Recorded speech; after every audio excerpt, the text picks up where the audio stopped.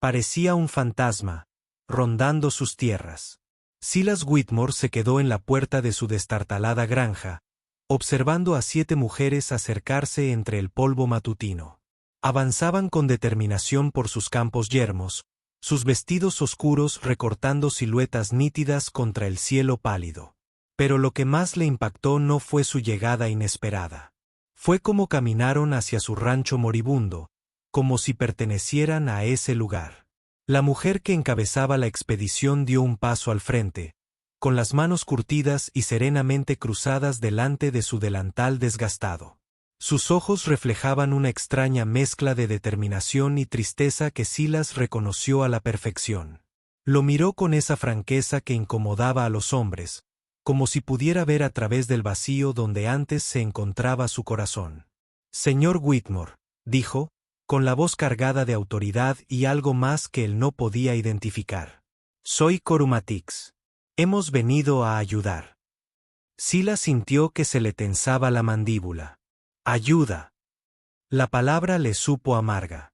La había oído antes. En las semanas posteriores al funeral de Marta, cuando los vecinos llegaban con sus guisos y sus miradas compasivas, se habían aprovechado de su dolor, lo habían convertido en chismes durante la cena del domingo y luego habían desaparecido al pasar la novedad. «No pedí ayuda», consiguió decir, con la voz más áspera de lo que pretendía. Las mujeres detrás de Cora no se inmutaron ante su tono. Permanecieron pacientes como piedras, observándolo con ojos que habían visto su propia cuota de pérdida.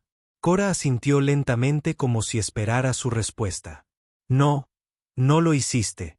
Pero estamos aquí de todos modos», señaló hacia los postes de la cerca derrumbados, la maleza que ahogaba su otrora orgulloso huerto, la puerta del granero colgando torcida sobre bisagras oxidadas. «¿Cuándo fue la última vez que comiste una comida como es debido?». La pregunta lo golpeó como un puñetazo. Silas no podía recordarlo. Los días se confundieron en una neblina de whisky y arrepentimiento. Había estado viviendo de las sobras que encontraba. Demasiado orgulloso para ir al pueblo, demasiado destrozado para importarle si se consumía hasta quedar en nada. «Eso es lo que pensé», dijo Cora con dulzura. Detrás de ella, una mujer más joven de mirada amable se adelantó, cargando una cesta que olía a pan fresco y algo que le provocó un nudo en el estómago con un hambre repentina y desesperada. «Esta es Mercy Harper», continuó Cora. «Ha traído suficiente comida para una semana. Pero no estamos aquí solo para alimentarlo, señor Whitmore. Estamos aquí porque a veces un hombre necesita más que comida para sobrevivir». Silas quiso dar un portazo para refugiarse en la familiar oscuridad de su dolor. Pero algo en la voz de Cora lo detuvo. No había compasión, ni juicio, solo una silenciosa comprensión que le oprimía el pecho con emociones que llevaba meses intentando ocultar. «¿Qué quieres de mí?», susurró. Cora sonrió entonces, y su rostro se transformó por completo. «Nada que no estés dispuesto a dar, excepto lo que te ofrecemos». Hizo una pausa, su mirada sostenía la de él con una certeza inquebrantable. «Eso podría salvarte la vida». Las mujeres recorrieron la casa como si llevaran semanas planeándolo. Mercy dejó su cesta en la mesa de la cocina mientras otra mujer, alta, de cabello plateado y manos firmes, empezó a echar agua en el fregadero oxidado. Una tercera mujer, de apenas 20 años y con los dedos callosos, empezó a recoger las botellas vacías que se habían convertido en las únicas compañeras de Silas. «Espera», dijo Silas, cogiendo una de las botellas. La joven lo miró con sus ojos no reflejaban condena, solo una tristeza silenciosa que le recordaba incómodamente su propio reflejo. «Me llamo Jolene Burke», dijo en voz baja, sin soltar la botella. «Perdí a mi marido por culpa de la bebida antes de que probara una sola gota. Lo vi ahogarse en su propia pena hasta que no quedó nada del hombre con el que me casé». Dejó la botella con cuidado sobre la encimera. «Sé lo que se siente ahogarse, señor Whitmore, y sé que no es la solución». Silas sintió que se le subían las mejillas. Esas mujeres, desconocidas, limpiaban su casa, lidiando con su vergüenza como si fuera una tarea más. Una parte de él quería enfurecerse con ellas para exigirles que dejaran en paz su sufrimiento. Pero otra parte, una parte que creía muerta con Marta, sintió algo que no había experimentado en meses. Alivio. ¿Por qué haces esto?, preguntó, observando cómo la mujer de cabello plateado, que se había presentado como Atie Baugen, comenzaba a organizar el caos de su cocina con una eficiencia experta. Cora hizo una pausa en su examen de su escasa despensa. Porque sabemos lo que es perderlo todo, dijo simplemente. Todos aquí hemos pasado por el fuego. Algunos perdimos a nuestros maridos en la guerra, otros por la enfermedad, algunos por la botella o algo peor. Pero aprendimos algo. El dolor compartido es dolor contenido. Como convocados por sus palabras, los recuerdos de Marta volvieron a inundarlo. Su risa resonando por estas mismas habitaciones. Sus manos necesitando pan en esta misma mesa. Su voz llamándolo desde el huerto donde había cultivado tomates más grandes que el puño de un hombre. El dolor era tan agudo que casi lo dobló. No sé cómo compartirlo, susurró, una confesión arrancada de lo más profundo de su ser. Ya no sé hacer nada. Merci levantó la vista de donde estaba cortando gruesos trozos de pan de maíz. Nadie espera que lo sepas. Por eso estamos aquí, para mostrártelo. Le entregó un trozo aún caliente del horno. Empieza con esto. ¿Cuándo fue la última vez que probaste algo que te recordó por qué vivir podría valer la pena? Silus mordió el pan. Y por un instante, el mundo se detuvo. Sabía a esperanza. Como las mañanas de domingo cuando Marta tarareaba mientras cocinaba. Las lágrimas que había estado conteniendo durante semanas amenazaron repentinamente con desbordarse. Hay más, dijo Cora en voz baja, observándolo con esos ojos perspicaces. Podemos mostrarte mucho más. Pero primero, tiene que decidir algo, señor Whitmore. Se acercó, bajando la voz hasta casi un susurro. ¿Quieres seguir muriendo lentamente o aprender a vivir de nuevo? Antes de que pudiera responder, la más joven de las mujeres, una chica que no tendría más de 16 años, apareció en la puerta de la cocina. Tenía el rostro pálido y la respiración agitada. Señorita Cora, dijo con urgencia. Alguien viene por el camino. 3 jinetes avanzan rápido y no parecen amistosos. Los jinetes se materializaron a través del calor como buitres sobrevolando Querrión. Silas reconoció a su líder de inmediato. Caleb Dunn, un hombre que cobraba deudas y propiedades con la misma crueldad. Los 2 hombres que lo flanqueaban tenían la expresión severa de hombres pagados para intimidar, con las manos descansando despreocupadamente, pero listas cerca de sus armas. Vaya, vaya, gritó Dunn mientras su caballo se detenía cerca del porche. Su mirada recorrió a las mujeres con un interés manifiesto antes de posarse en Silas con una satisfacción depredadora. Supe que tuviste invitados inesperados, Whitmore. No esperaba encontrar a la organización benéfica local entreteniendo a una casa llena de mujeres. Silas sintió que se le enderezaba la espalda por primera vez en meses. Había algo en la forma en que Dunn miraba a estas mujeres. Sus mujeres, se dio cuenta con sorpresa, le calentaban la sangre con una furia protectora que había olvidado que poseía. Dime qué te pasa, Dunn, dijo Silas, dando un paso al frente para bloquearle la vista de la cocina donde Merci y los demás se habían reunido cerca de la ventana. La sonrisa de Dunn era pura dientes y nada de calidez. Lo mismo de siempre. Llevas 3 meses de retraso con lo que le debes al banco de Morrison. Los impuestos de la propiedad vencen la semana que viene. Dicen que has estado viviendo como un ermitaño, bebiendo hasta morir. Se inclinó hacia adelante en su silla. Los bancos conseguían compradores interesados en estas tierras.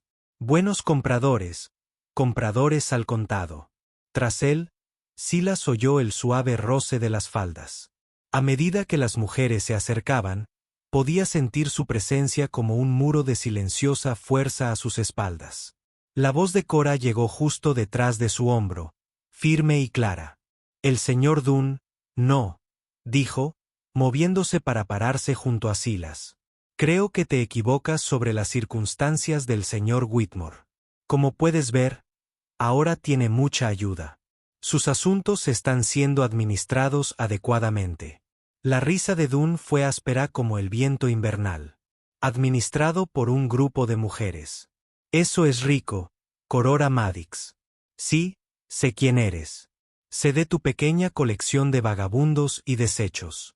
Pero esto no es un caso de caridad que se pueda arreglar con sopa y buenas intenciones. Tal vez no, respondió Cora con calma. Pero de todas formas, no es asunto tuyo. Esto es propiedad privada, y no son bienvenidos aquí. La tensión se tensó como un anillo de arco. Silas vio como el rostro de Dunn se ensombrecía.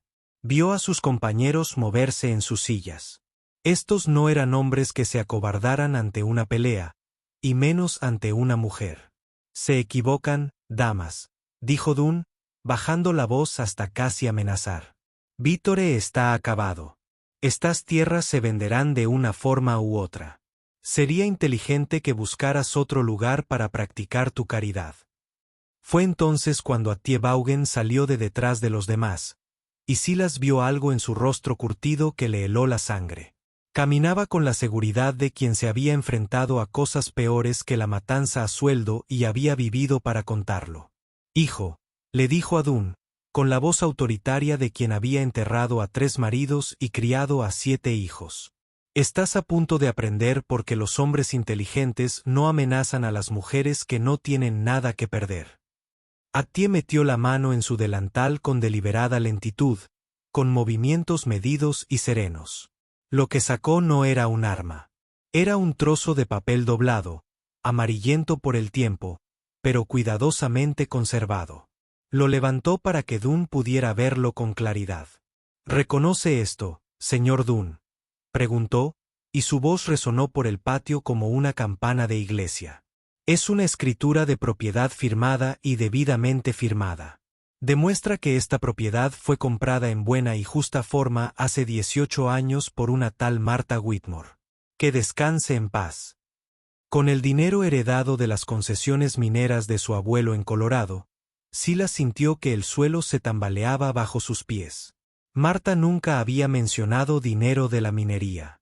Siempre había dicho que habían ahorrado cada centavo para comprar estas tierras, trabajando en trabajos extra en el pueblo, viviendo de frijoles y esperanza.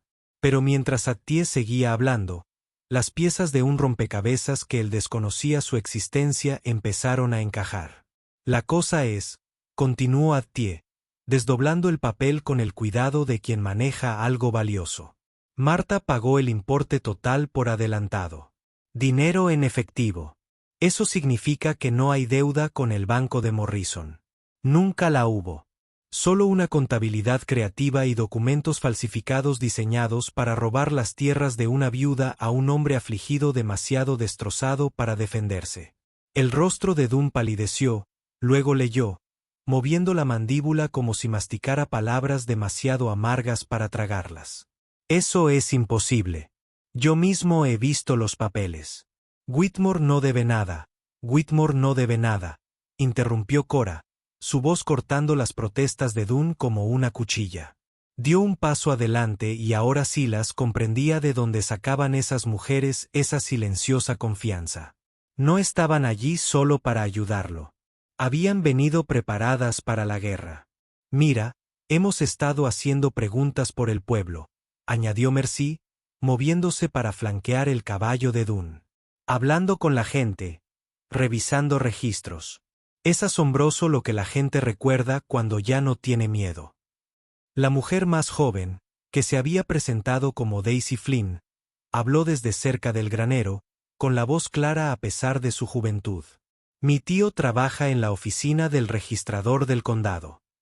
Es muy interesante ver cuántos documentos han desaparecido últimamente y cuántos nuevos han aparecido con tinta apenas seca. Silas vio cómo la postura segura de Dunn se desmoronaba al darse cuenta de que no se enfrentaba a un hombre destrozado y a un puñado de mujeres indefensas. Se enfrentaba a algo mucho más peligroso. Mujeres inteligentes y organizadas que habían hecho su tarea y no tenían miedo de usarla. No sabes con qué te metes, gruñó Dunn. Pero su voz había perdido la seguridad de antes. Morrison tiene contactos. Gente que no aprecia. Interferencia. Y tenemos algo que Morrison no tiene, respondió Cora en voz baja. La verdad. Y gente del pueblo cansada de ver cómo engañan a la gente buena de lo que les pertenece por derecho. Silas sintió un sobresalto en el pecho que no había sentido desde la muerte de Marta. Esperanza. Estas mujeres no solo habían venido a alimentarlo y limpiarle la casa. Habían venido a salvarle la vida en todo lo que importaba.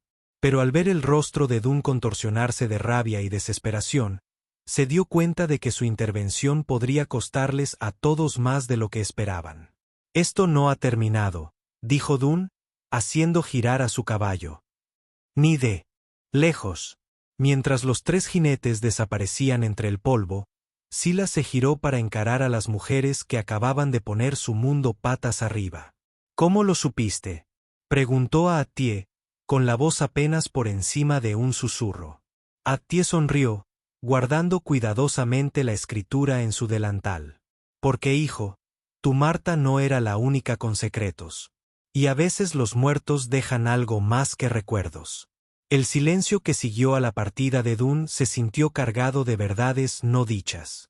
Silas se quedó en su propio patio, sintiéndose como un extraño, observando a estas mujeres que parecían saber más de su vida que él mismo. La escritura en el delantal de Atie bien podría haber sido escrita en un idioma extranjero por el sentido que tenía para él. Marta nunca me habló de ninguna herencia, dijo finalmente, con la voz quebrada al mencionar su nombre. Reunimos a duras penas cada $1 para este lugar. Trabajamos hasta la muerte ahorrando. Cora intercambió una mirada significativa con Atie antes de acercarse. A veces la gente guarda secretos para proteger a sus seres queridos, dijo con dulzura. Tu Marta sabía que había gente que intentaría aprovecharse si supiera que tenía dinero familiar. Así que hizo que pareciera que ustedes 2 se ganaron cada centavo con trabajo duro. ¿Pero por qué ocultármelo? La pregunta lo arrancó como un dolor físico. Yo era su marido. Tenía derecho a saberlo. Merci se acercó a él. Su rostro joven, sabio para su edad. Tal vez te estaba protegiendo de algo que sabía que nunca podría soportar. El peso de esa responsabilidad, ese tipo de objetivo en la espalda. Como si sus palabras los hubieran conjurado. El sonido de cascos acercándose los alcanzó de nuevo. Pero esta vez era un solo jinete que se movía rápido y con urgencia. Jolene, que había estado vigilando el camino, gritó una advertencia. Es el sheriff Garrett, y parece que trae problemas. El caballo del sheriff estaba empapado en sudor, y el hombre parecía sombrío como una mañana de invierno.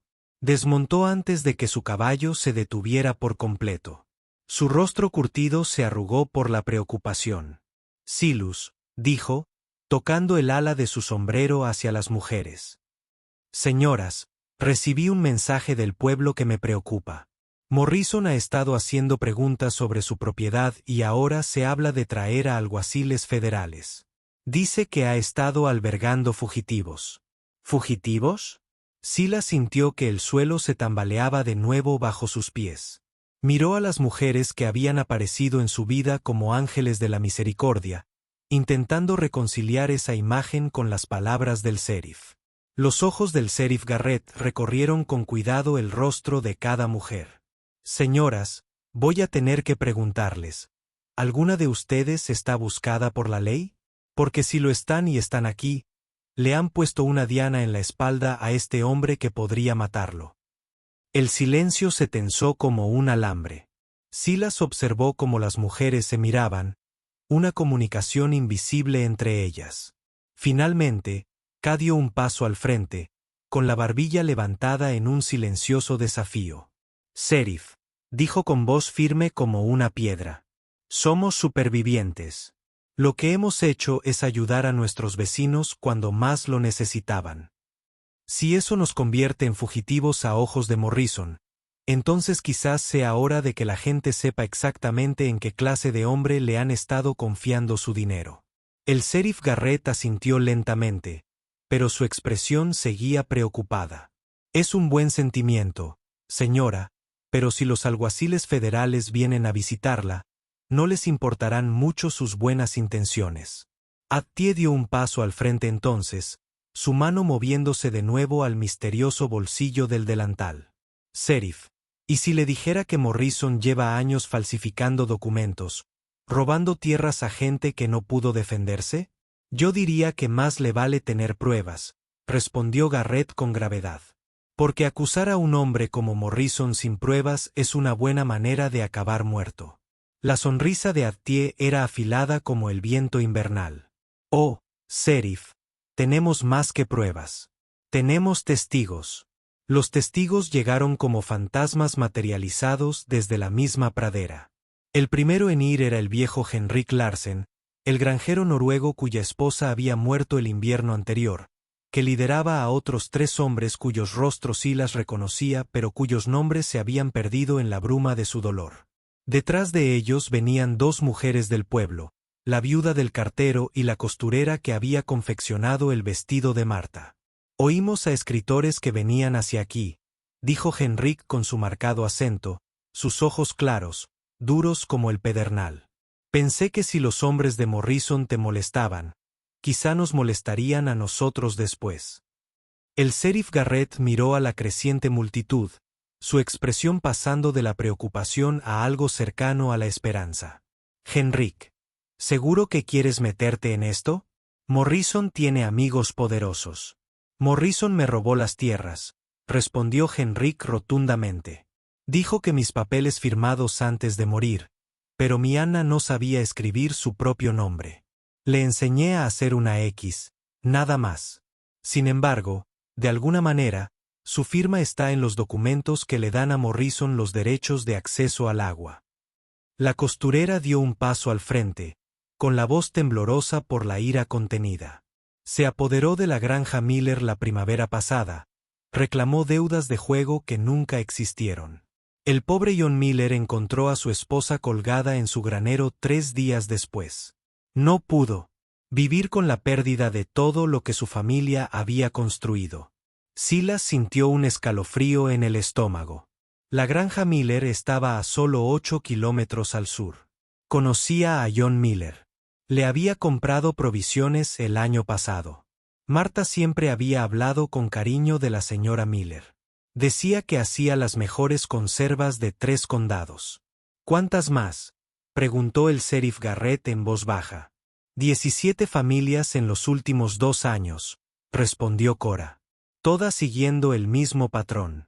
Documentos falsificados, deudas imposibles o misteriosas debilidades que aparecieron de la noche a la mañana, y todas demasiado asustadas o demasiado destrozadas para defenderse. Attie volvió a meter la mano en su delantal, pero esta vez sacó un grueso fajo de papeles atado con una cinta. Hasta ahora, verá, las mujeres hablamos entre nosotras, sheriff. Compartimos recetas y chismes, pero también compartimos el dolor. Y cuando escuchas con atención, empiezan a surgir patrones. Le entregó el fajo al sheriff Garrett, quien lo desató con cuidado. Mientras leía, su rostro se ensombrecía con cada página. El silencio se prolongó hasta que incluso el viento pareció contener la respiración. Dios mío, susurró Garrett. Esta es la prueba de un fraude de 5 años. Robo de tierras, falsificación, extorsión. Levantó la vista hacia la multitud que lo observaba. Esto podría derribar a Morrison y a la mitad del gobierno territorial con él. Podría, enfatizó Mercy. Si la gente adecuada lo ve, si la ley honesta interviene antes de que Morrison se dé cuenta de lo que hemos deducido, como convocados por sus palabras, el sonido de muchos caballos les llegó desde el camino principal. Pero esta vez, no eran 3 jinetes ni un solo agente de la ley. Era el estruendo de una docena de caballos o más moviéndose con precisión militar. Daisy Flynn, que había estado observando desde el tejado del granero, gritó con pánico apenas controlado en su joven voz. alguaciles federales, toda una compañía, y sus colores de Morrison ondeando junto a sus insignias. El sheriff Garrett miró las pruebas en sus manos, luego los rostros de quienes le habían confiado sus vidas y esperanzas. Al hablar, su voz tenía el peso de un hombre que tomaba una decisión que definiría el resto de sus días. «Damas y caballeros», dijo, doblando los papeles con cuidado y guardándolos en su chaleco. «Parece que estamos a punto de descubrir si la justicia aún significa algo en este territorio». Los jinetes que se acercaban coronaron la colina como un frente de tormenta, su nube de polvo bloqueando el sol de la tarde, y a la cabeza, sentado erguido en su silla con la satisfacción de quien cree haber ganado, cabalgaba el propio Morrison.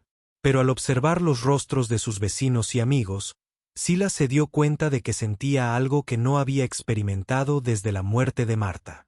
Sentía que formaba parte de algo más grande que su propio dolor, algo por lo que valía la pena luchar.